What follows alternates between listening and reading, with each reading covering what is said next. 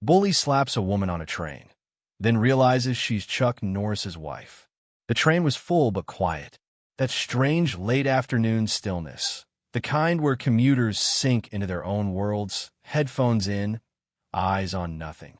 Just the hum of steel on steel and the occasional conductor's voice filtered through static. She sat near the back. Window seat. Row 18. Hair tied back in a loose braid. Simple black jacket. No phone out. Just a paperback resting lightly in her lap, unread. Her name was Ellen Norris. She liked traveling alone. No press. No spotlight. No mention of who she was married to. Out here, she was just another face in the crowd. And for a woman who'd spent the last 15 years being Chuck's wife, anonymity had started to feel like freedom. Across the aisle, a group of 3 men boarded at the last station. Late 20s, loud, cheap ear on their breath. One had a duffel bag slung low. Another wore mirrored sunglasses, even indoors. The third, the biggest, had a voice that tried to fill the whole car. They laughed too loud, talked too crude, and as they passed by Ellen's seat, one of them, the big one, slowed down. He looked at her too long, then sat down behind her. She felt it before he even spoke. That weight, that shift in the air when someone's gaze becomes too heavy to ignore. "You got a name, sweetheart?" he asked. She didn't turn, didn't answer. That was her first mistake. He leaned forward slightly, his beer-soaked breath too close. "I asked you a question." Ellen turned now, calm, direct. "I don't want trouble." "Good," he grinned. "Then you'll be polite." She faced forward again. The car was still full, half asleep, half pretending not to notice. The man's grin faltered. His ego was loud, and it hated being ignored. "You think you're better than me?" he said, louder now. Someone 2 rows ahead looked over their shoulder, then quickly looked away. Ellen stayed silent. Then came the second mistake. She stood up. Not quickly, not dramatically, just enough to suggest she was leaving. But that, to a man like him, loud, drunk, insecure, felt like rejection. And rejection felt like war. His hand came fast. Open palm. A loud, wet crack across her cheek. The whole train car seemed to freeze. The noise, the movement, even the vibration of the tracks underneath them. It all felt like it vanished for one suspended moment of stunned silence. Ellen staggered just slightly, caught the wall to stay balanced. She didn't scream. She didn't cry. But she did turn. Slowly. Face red from a blow, lip bleeding at the corner. And in her eyes, something new. Not fear, not even anger, but disappointment. The man looked confused for half a second, like he wasn't sure what he'd just done. The slap echoed in his ears, but so did the silence. Too much silence. Too many people were still. Too many eyes were wide. That was the first time he hesitated. "What?" he muttered, now unsure. "She touched me first. You all saw that, right?" No one responded. No one nodded. No one even moved. Ellen reached into her jacket pocket. Not for a weapon. For her phone. She tapped the screen once. Let the front camera show her bruised face. Snapped a photo. Then calmly pulled up her contacts and tapped a name. She didn't speak. She didn't need to. All she did was send the picture. And under it, typed 5 words. Train 644. Row 18. Now. The man laughed, too loud, trying to force back the uncertainty. "Oh, come on. What, you gonna call your boyfriend?" She looked at him then. Not smug, not angry. Just sad. "No," she said. "My husband." He leaned back like she'd slapped him. Another guy from the trio piped up. "Maybe we should chill, man." "No," the big one snapped. "She wants to act like she's some kind of queen. She's gonna get treated like one." "I ain't scared of no."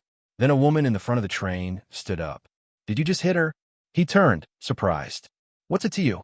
Another voice. "We saw it." Then another. "That's assault." Now the noise came back, but it wasn't in his favor. Passengers, ones who had stayed silent moments before, were now filming. Standing, calling conductors. The moment had shifted, and the bully felt it. That sinking feeling in his gut. Ellen sat back down, calmly wiped the blood from her lip. The train conductor appeared at the rear door. "Everyone stay in your seats." Then he saw Ellen's face. His voice cracked. "Ma'am, are you?" "I'm fine," she said. "But I'd sit down if I were you." He blinked. "Why?" She didn't answer. But someone else did. A phone rang at the front of the car. Loud. Sharp. The man who had slapped her flinched. It wasn't his phone. It was the conductor's. The conductor answered. His eyes widened, then narrowed. He turned to the big man. You. What's your name? Why? Because you just hit Chuck Norris's wife. The words weren't loud, but they didn't need to be. A chill moved through the train car. The man who had slapped her actually laughed. Yeah, right. Then the conductor handed him his phone. A single text message on the screen. Keep him on the train. The man read it, and read it again. His hands started to sweat. I didn't know who she was, he stammered. She didn't say. Ellen finally spoke again. You hit a woman because you could. That's the only part that matters. He backed up a step. Passengers cleared a path.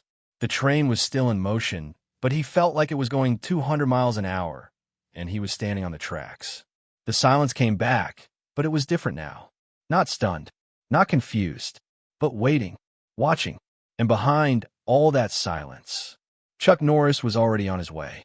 The train began to slow for the next station, and the conductor's voice came through the intercom, calmer now, but laced with warning. Please remain seated. Security boarding in 2 minutes. But Ellen didn't look at the doors. She looked out the window, because standing on the platform, arms folded, eyes steady, was Chuck, and he was watching the train like it had something inside that needed to be corrected. The train squealed as it pulled into the platform. Steel on steel. Slow and inevitable. Row 18 sat still. The air in the car was thick with silence. Not from fear anymore, but anticipation. The man who'd slapped Ellen kept looking back and forth between the train door and his friends. His breathing had gone shallow, his hands twitchy. The arrogance was gone. What was left was someone trying to do math in a panic. Chuck Norris, he said again, like the name was something he could shrink with disbelief. Nah, that's just a coincidence. She's bluffing. His friends didn't answer, because now they saw what he didn't want to. The platform had one man standing still, arms folded, feet apart, unmoving, like a statue carved out of patience and warning. Chuck Norris. No sunglasses, no badge, just denim, leather boots, and eyes that had seen too much to be surprised anymore. The train hissed, slowed, stopped, doors slid open, and still, he didn't move. He didn't have to. The conductor turned from the front of the car and stepped down onto the platform first. He didn't say anything. He just nodded at Chuck. Chuck stepped on. Not fast, not slow, just steady. The sound of his boots on the train floor was louder than the engine. Tap, tap, tap. The bully stood now, trying to look calm, trying to look like this was nothing. But everyone saw the truth. The tremor in his hand. The inch he kept backing up with every foot Chuck stepped forward. Ellen sat still in her seat. Face calm, eyes clear. Chuck passed her, gave her the smallest glance. Not of fear or urgency, but of confirmation. She nodded once. That was all. He turned to the man who hit her. You hit my wife, Chuck said, voice even. The man raised his hand slightly. She didn't say she was your wife. Chuck took a step closer. Would it have mattered? I didn't know. Chuck's voice dropped. But you still hit her. She didn't answer me. I thought. Chuck interrupted without raising his voice. You thought you could do whatever you wanted. To whoever you wanted. Because no one would stop you.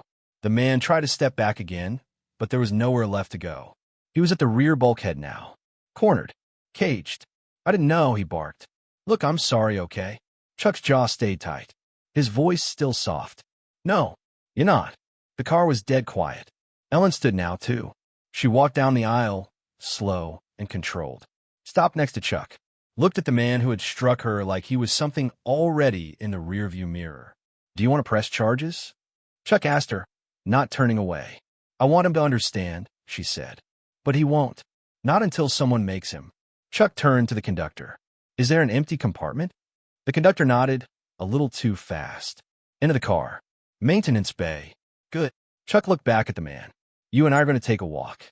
The bully laughed nervously. What? What? Like you're going to beat me up in private. Chuck didn't answer. Didn't have to. He just turned and walked toward the back. The man hesitated, then followed. Not because he wanted to, but because not following seemed worse. The maintenance car was small. Dim, tools lined one wall. The other side had nothing but bolted crates and spare uniforms. Chuck stepped inside. The man followed. The door slid shut behind them. The hum of the train returned, and Chuck finally turned. "No cameras back here," the man said, trying for smug again.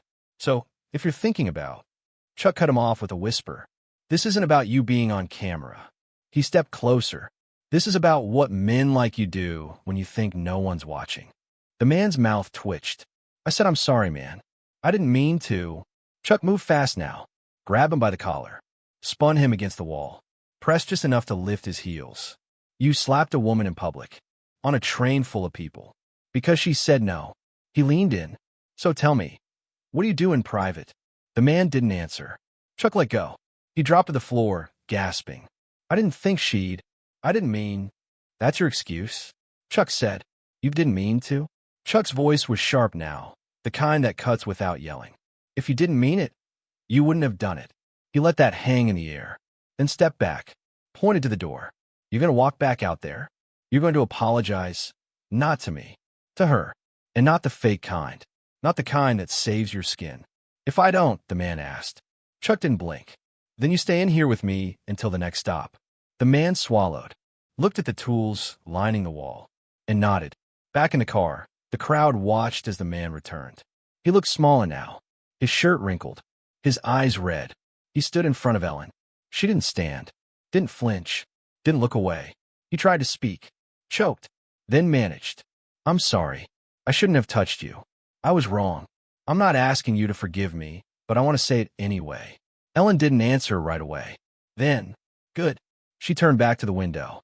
Chuck stood in the aisle, watching the man, watching the car, watching the people who had done nothing when it started, but everything once it was safe. He nodded once at the conductor.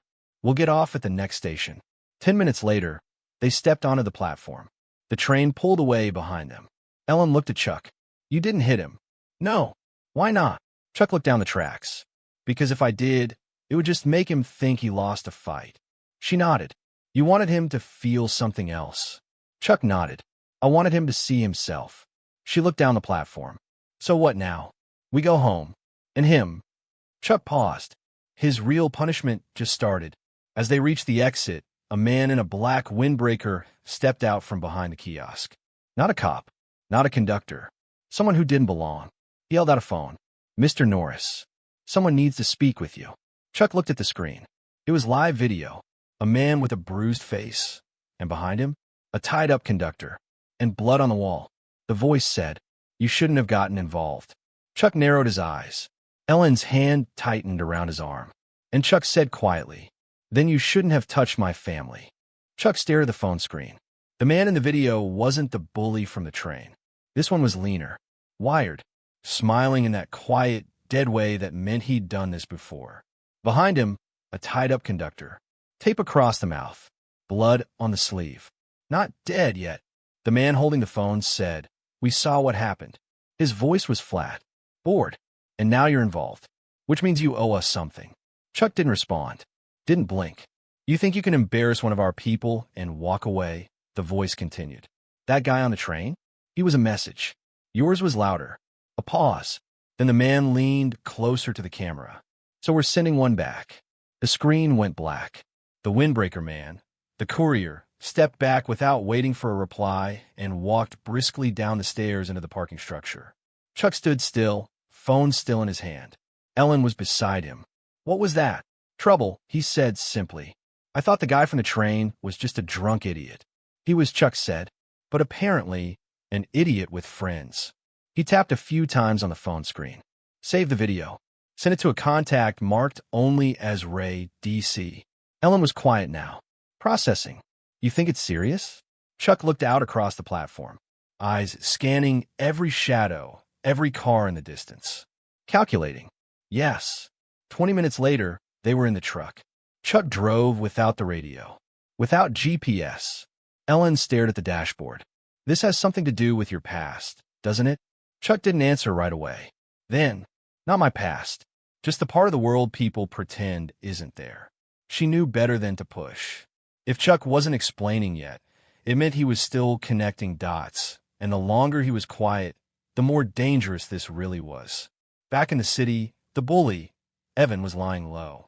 He was holed up in a two-room apartment above a pawn shop. Nerves fried. One eye still red from the panic attack he tried to call just a dizzy spell. His friends had scattered. His phone wouldn't stop buzzing. He didn't answer any of the calls, but he read the texts. You messed up big. They're asking questions. Chuck Norris? Are you insane? And then a different kind of message. From a number labeled simply, Manager. You were supposed to scare her, not start a war. Another came 5 minutes later. Fix it. Evan stared at the words like they might disappear if he blinked fast enough. But they didn't.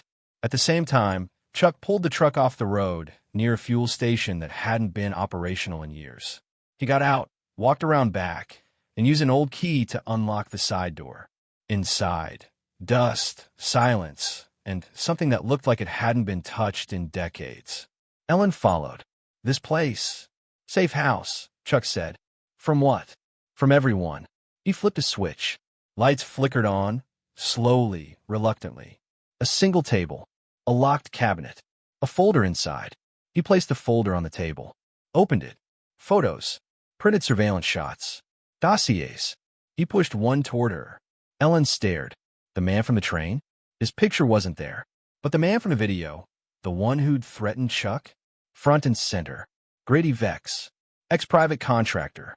Tied to multiple security firms that weren't real companies so much as freelance enforcers for people who didn't like public consequences. No confirmed crimes, but a lot of disappearances. He's the one who sent the message, Chuck said. And if he's involved, this wasn't about the slap. That was a spark. This was the fuel waiting for it. So now what? Ellen asked. Chuck opened a drawer, pulled out a small device, old military issue. He flipped a switch. Low hum. Scrambler. Then he picked up the burner phone. Dialed. 1 ring. 2. Then a voice. Yeah. Chuck, I need a name. Already saw the video. We're on it. Who's he working for? Pause. Then, some shadow arm of the Granger Group. Tech firm on paper. Black budget sinkhole in practice. Think data manipulation, private contracts, quiet cleanups. Vex is their trash man. Can you track him? Already did. Chuck's voice sharpened. Where? Warehouse. Edge of Red Hill. But, Chuck, he's expecting you. Chuck nodded. Good. He hung up. Turned to Ellen. You're staying here. She stepped back. No. He didn't raise his voice. You've been through enough. And now, they've made me part of it. Which means I don't get to sit this out anymore. Chuck looked at her. Really looked. And he saw it. The same resolve he carried in his bones. The same refusal to bend. Then you do exactly what I say, he said. I always do, she replied. Not with submission, but with trust. That night, they drove to Red Hill. The warehouse sat on a bluff, just past a rotted-out industrial zone. One road in. Fence perimeter. Dark but not dead. Chuck parked far off the road. Used binoculars. 2 guards. Not sloppy, but not expecting someone like him. He checked his watch. Waited. Ellen sat beside him, holding the camera. Long-range lens, infrared ready. You get the shot. You record everything. No matter what happens. Ellen nodded. He got out. Moved low.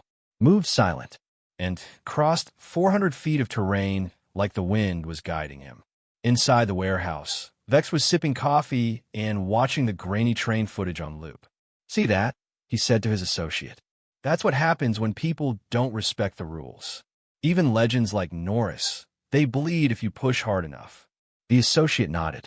Didn't speak. Then the power went out. Instant. Complete. Emergency lights buzzed on. Red. Dim. A shadow moved at the edge of the corridor. Vex reached for his holster. Didn't make it. Chuck stepped out of the dark like he was carved from it. Vex raised his hands. Let me guess, he smirked. You're here for revenge? Chuck's voice was calm. I'm here for accountability. Vex laughed. You don't have jurisdiction. Chuck took another step. I don't need it. Vex glanced at the camera, a blinking red light above. Everything here's recorded. If you touch me. Chuck reached up, tapped the lens once, then looked into it. This is your reckoning. He turned back to Vex. Where's the conductor? Vex smiled. You think you're in control? Chuck didn't answer. He just stepped aside, and Ellen walked in, camera rolling. Vex blinked. Who the hell are you? I'm the woman your friend hit, she said. And I'm the reason this ends now. The lights went out again. A gunshot echoed from somewhere deep in the warehouse. Chuck turned toward the sound, and in the red light, a voice rang out from the shadows. "You came for one, man, but we've been waiting for you." The red light pulsed overhead like a heartbeat. Gun drawn. One round fired. Someone out there had pulled the trigger, not to hit Chuck, but to send a message. This isn't over. It's only just started. Chuck stepped in front of Ellen. She held the camera steady, her breath short, but her hands didn't shake. "You okay?" he asked. "Yes." A second later, Chuck pivoted, boot catching the edge of a loose pipe on the ground, and kicked it across the floor. A decoy move. Bang. Another shot. From behind a stack of containers, a man in tactical gear shouted, "Drop the camera. Step away from the target." Chuck's voice didn't rise. "She's not the target. I am." From the side, Vex moved again, fast, reaching for a hidden pistol in the side of the desk. Chuck didn't give him the chance. He grabbed Vex's arm, twisted it up behind his back, and slammed him against the nearest crate. "You want to talk manifest?" Chuck growled.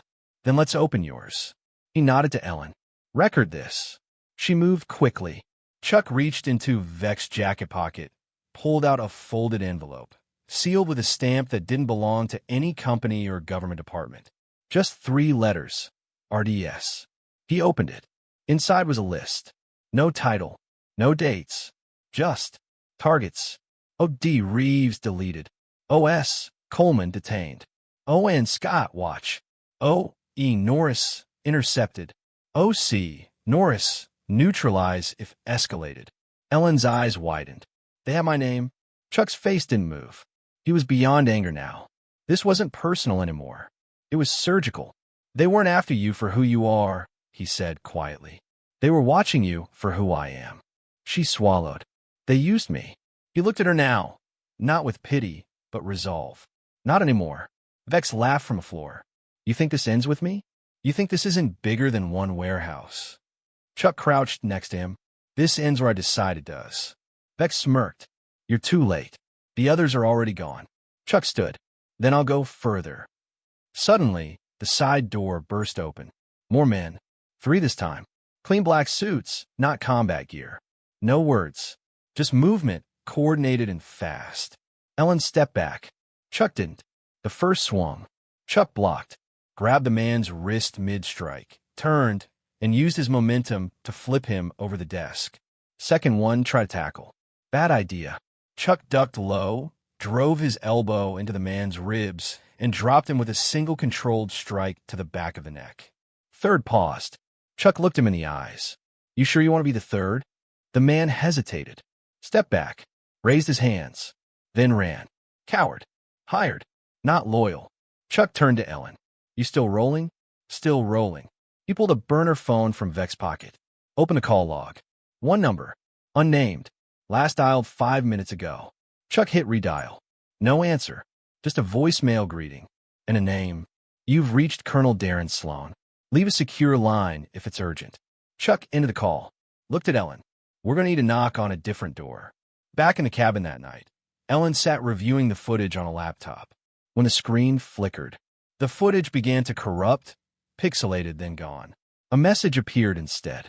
"You're in over your head." Then another. "You should have stayed a passenger." Chuck walked in, saw the screen, then quietly said, "And now they learn what happens when you push the conductor off the train." By morning, Chuck's phone was dead. Not the battery, the connection. No signal, no tower, not even emergency channels. He tried the burner. Same result. "We're dark," he muttered. Ellen sat by the window of the cabin, laptop open. The footage she had just watched, the takedown of Vex, the manifest, the names was gone. Wiped. Overwritten. Even the backups she'd sent to her cloud drive had vanished. "Gone," she whispered. "Every file." Chuck's eyes narrowed. "They're not just covering their tracks. They're scrubbing us." He walked outside into the crisp morning air. Pine trees rustled around the cabin. Birds chirped like nothing had happened. But he knew better. The quiet was fake. A delay. A prelude to something worse. 10 miles away, in the Granger Group's satellite office, Colonel Darren Sloan reviewed a digital dossier. His assistant, nervous, hovered behind him. "We lost Vex. Norris took him out. Sloan didn't blink. He was expendable. And the wife. More useful than expected, Sloan said. They underestimated her. So did we. The assistant hesitated. There's a lot of eyes on this now. Media picked up some rumors. Internal watchdog flagged movement in the Black Ops accounts. Sloan smiled. Then we moved to phase 2. What's that? Discredit. Disappear. Disown. The assistant didn't ask for clarification. He knew what that meant. Back at the cabin, Chuck stepped inside holding a printed envelope. It had been dropped at the end of the gravel road sometime during the night. No return address. Inside, a file. A fake FBI notice accusing Chuck of falsifying identity credentials. A leaked document alleging Chuck used federal clearances to harass civilians. A list of frozen accounts, revoked licenses, and one very real arrest warrant for Ellen Norris. Fraud, assault, obstruction. She read it in silence. Then looked up. They're turning it all around. Chuck nodded. They can't beat us in daylight, so they'll bury us in shadow. What do? We flipped the light back on. He picked up the only remaining device that still worked, an old shortwave transceiver built in the 80s. He tuned it to a frequency marked Charlie 1. He spoke 3 words, requesting fallback contact. Then he waited. Hours passed. No response. They moved the truck off-road, packed minimal supplies, left no digital trace. It wasn't running, not yet. It was retreat. Strategic, but not surrender. Chuck knew what was coming. He'd seen it before, back when enemies wore flags. Now they wore suits. That night the attack came, not with soldiers, not with weapons, with headlines. Breaking, former military operative accused of staged assault to gain fame. Private vigilantism on the rise. Wife of Chuck Norris implicated. Anonymous sources. It was all a setup.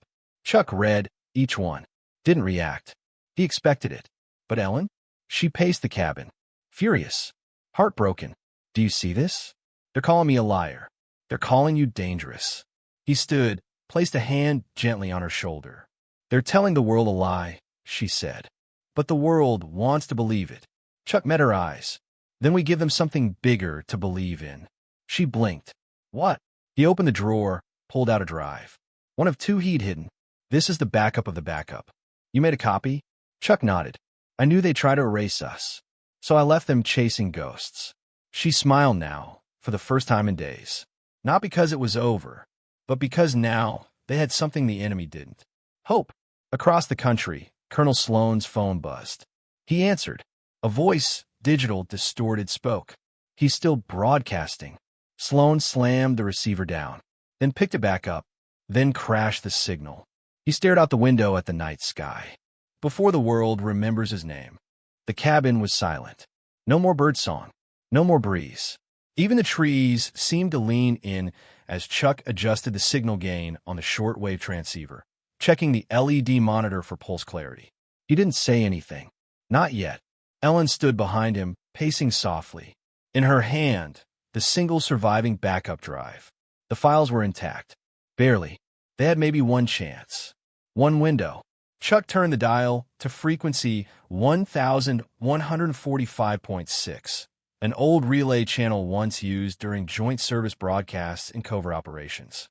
Abandoned now, except by a few ghosts. He keyed the mic. Broadcast protocol, Delta Romeo 9.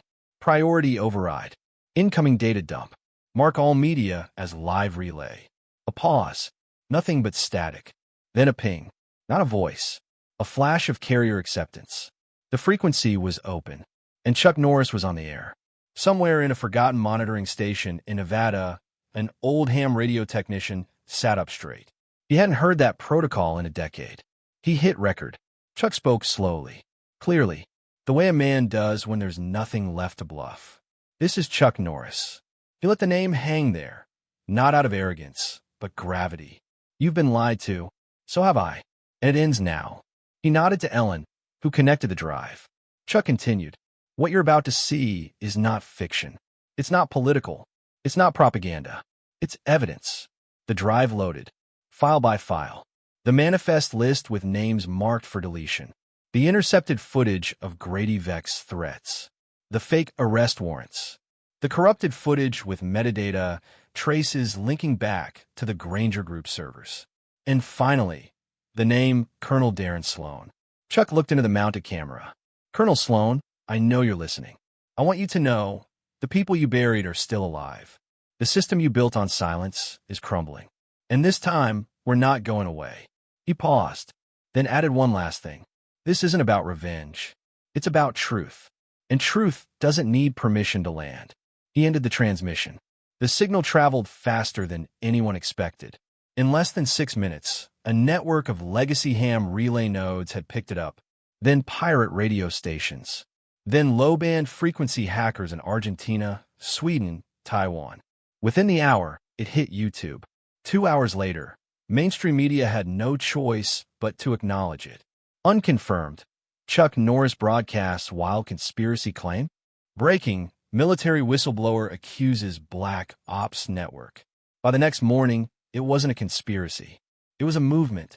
In a boardroom overlooking the Potomac, Colonel Sloan watched the coverage play across 3 monitors. Shut it down, he barked. Too late, said his assistant. It's gone viral.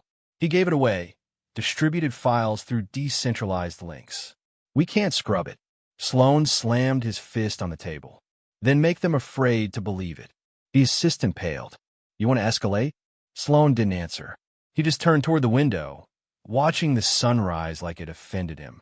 We didn't bury those names deep enough, he muttered. Then, send the order. Back at the cabin, Chuck and Ellen knew what was coming.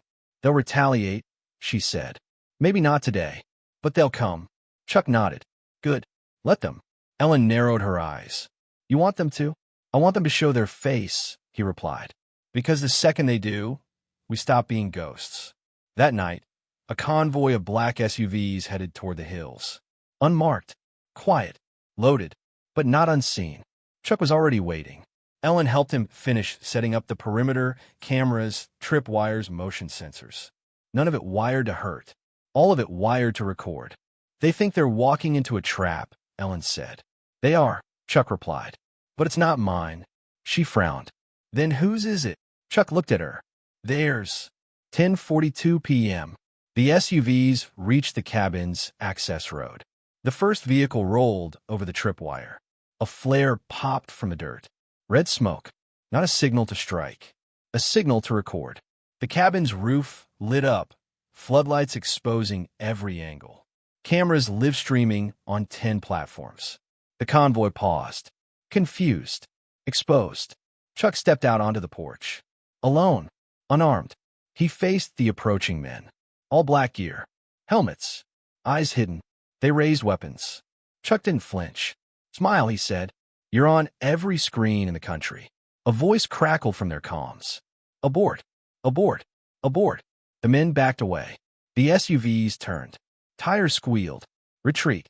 And Chuck turned back toward the cabin. Ellen stood there. Tears in her eyes. Not from fear. From something deeper. I didn't think we'd win, she whispered. We haven't yet, Chuck said. But we're not invisible anymore. Thousands of miles away, in a darkened office lit only by a flickering screen, Colonel Sloan opened a new file. Operation Final Descent. Target, Norris. Status, escalate. Assets authorized. He lit a cigar with shaking hands. Because for the first time since this all began, he was the one being hunted. Washington, D.C., 3:46 a.m. The Capitol was dark, but not quiet. Somewhere deep beneath it, 3 levels below the Senate chambers, a private intelligence meeting had been called. No minutes, no recordings, no names on paper, just suits, panic, and power. Colonel Darren Sloan stood at the head of the table, face flushed, eyes hollow. The room reeked of desperation masked in protocol.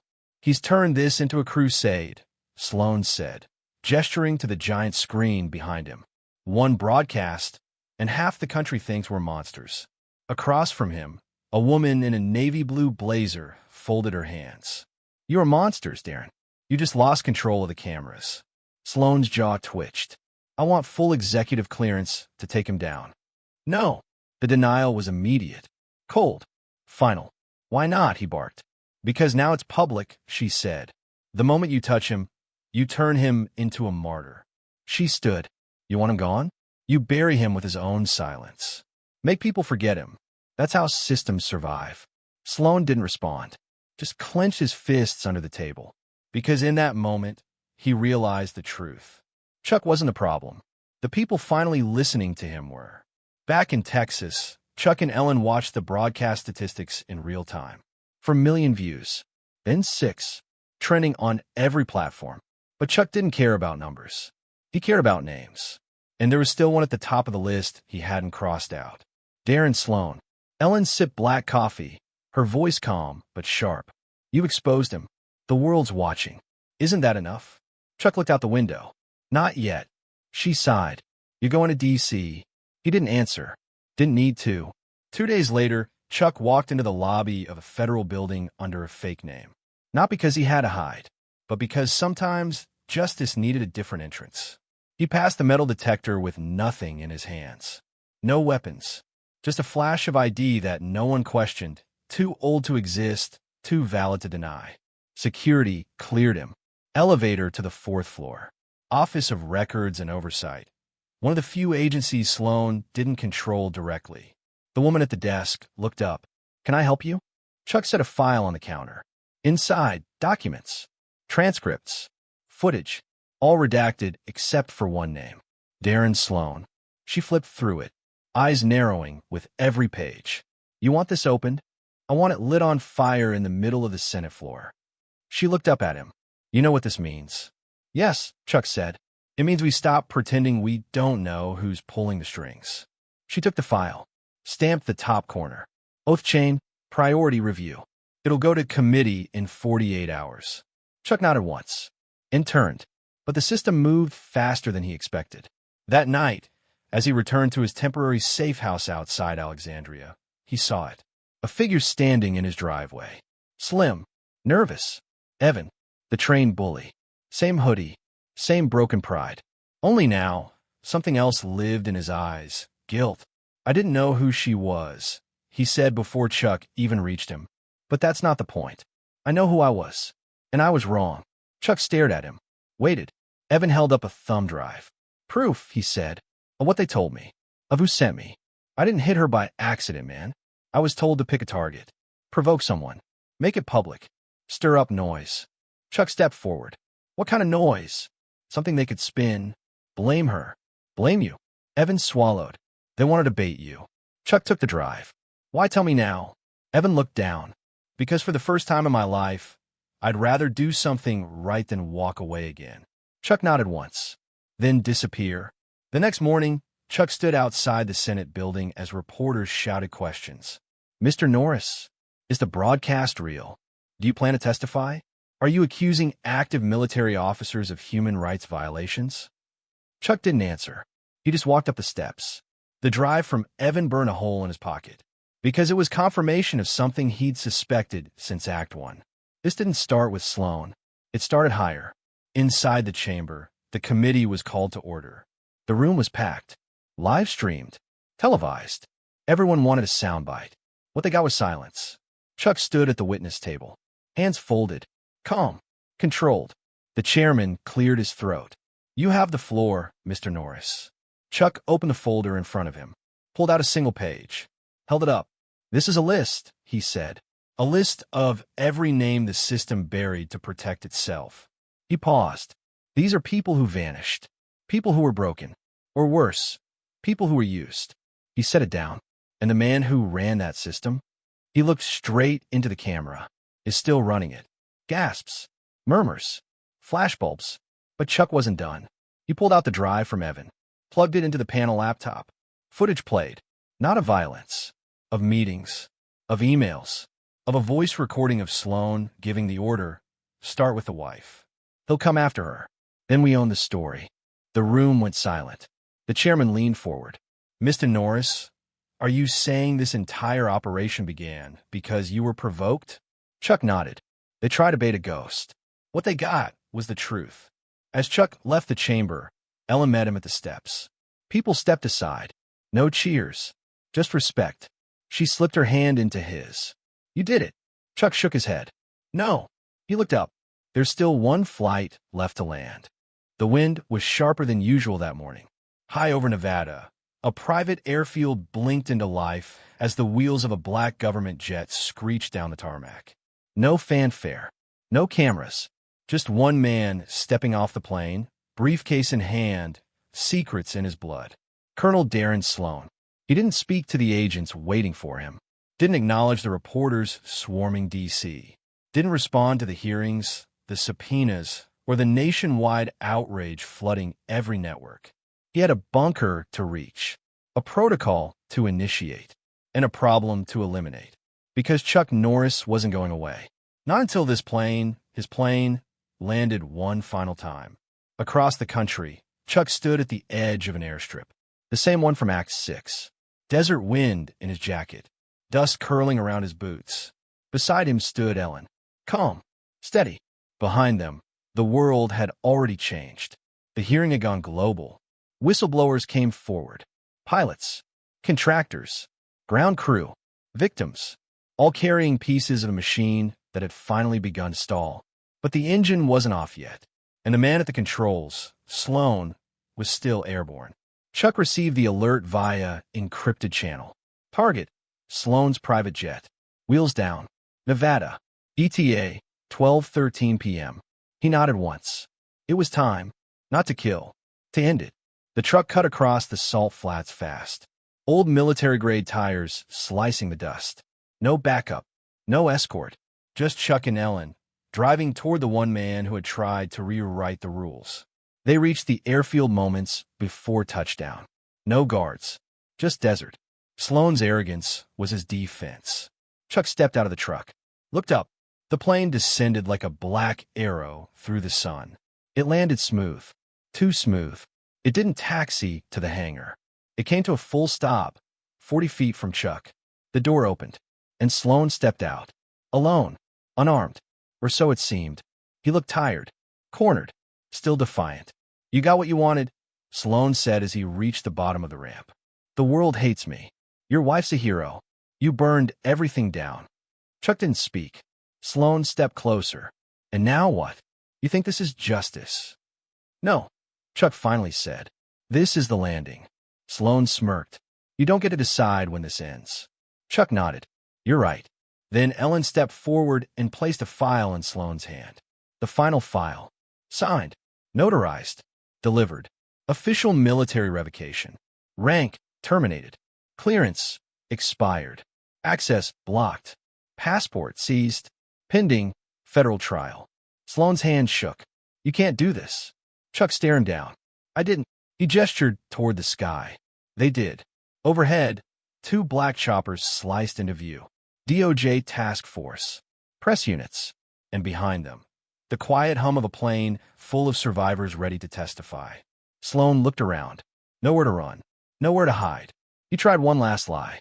This wasn't about power. It was about order. Chuck stepped close. Order built on fear isn't order. It's a prison. And now, he added, nodding toward the cuffs being carried across the tarmac. You get to see what it's like on the inside. The choppers landed. The press surged. Sloan was led away in silence. He didn't fight. Didn't plead. Because deep down, even he understood. You don't slap Chuck Norris's wife and walk away.